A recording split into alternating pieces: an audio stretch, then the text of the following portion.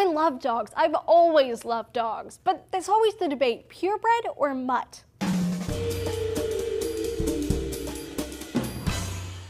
Hey guys, Julia here for D News. It's a great year to be a dog lover. Apparently 7 new dog breeds will be shown at the Westminster Dog Show. I don't know about you, but dog shows give me mixed feels. On a personal level, puppies! But the science part of me wants to know, why are there so many different dog breeds, and is that good for the species? I mean, domesticated dogs might have been around for 40,000 years, and once upon a time they all pretty much looked like wolves. But the few hundred dog breeds we know and love today have only been around for a couple of hundred years at the most. Humans tinkered with dogs, selecting for temperament or physical traits, things like distinguishing markings, the color of a coat, and other physical features like head shape and body shape.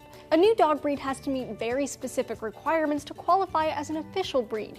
Many organizations like the American Kennel Club demand proof that every dog used to make the new breed was a certified purebred, and in many cases, breeders need to get their dog's DNA and genotype tested to show an acceptable DNA variation sample for the breed. Since 2003, researchers have been able to see exactly what that genetic pool looks like, thanks to an effort led by Ewan Kirkness at the Institute for Genome Research, which sequenced the whole dog genome. They also studied the genomes of different breeds, and not surprisingly, they found that the variation of genes was greater between dogs of different breeds than they were within the same breed. So a black lab and a golden lab will have less variation than a black lab and a bulldog. But what's interesting is that variation can be as much as 27.5% between dogs of different breeds, even though essentially they are the same species. Now compare that to humans, who only have a genetic variation of 5.4%.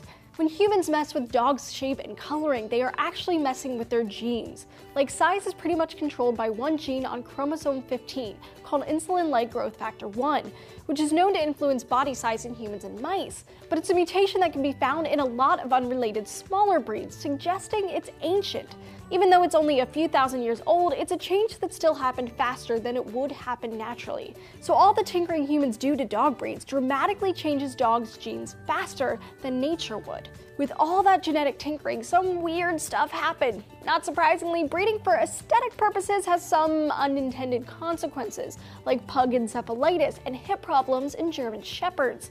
And one study in PLOS One found that changing a dog's face changes their brains too. In dogs with short snouts, their brains have rotated 15 degrees backwards, and the smell region in their brain is in a completely different place from other breeds. And these kinds of brain changes are common in other dogs too. Another study also published in PLOS One found that a Chiari malformation in dogs actually changes their skull and brain formation. It's a physical defect that occurs in a lot of small dogs that are bred to look more doll-like. It basically makes the forehead bigger, but also changes the brain shape. It can cause chronic conditions like headaches, problems with walking, or even paralysis. One of the lead authors of the study, Claire Rusbridge, described the condition as trying to fit a big foot into a small shoe, which just sounds utterly painful.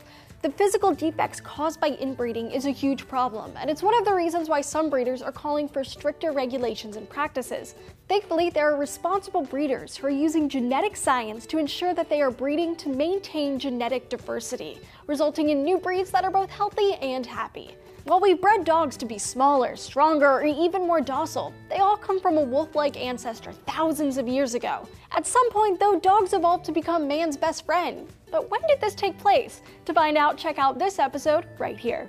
Despite the wide spectrum of body types, colors, and behaviors, all dogs share a common ancestor. They're all direct descendants of the Canis lupus, or gray wolf. What's unclear is exactly when these wolves became domesticated. At some point, wolves began to linger around humans, who eventually bred them into different forms of dogs. So what's your favorite dog breed? Mine's a mutt. Tell us down in the comments below. Don't forget to hit those like and subscribe buttons and keep coming back to D News so you don't miss a single episode.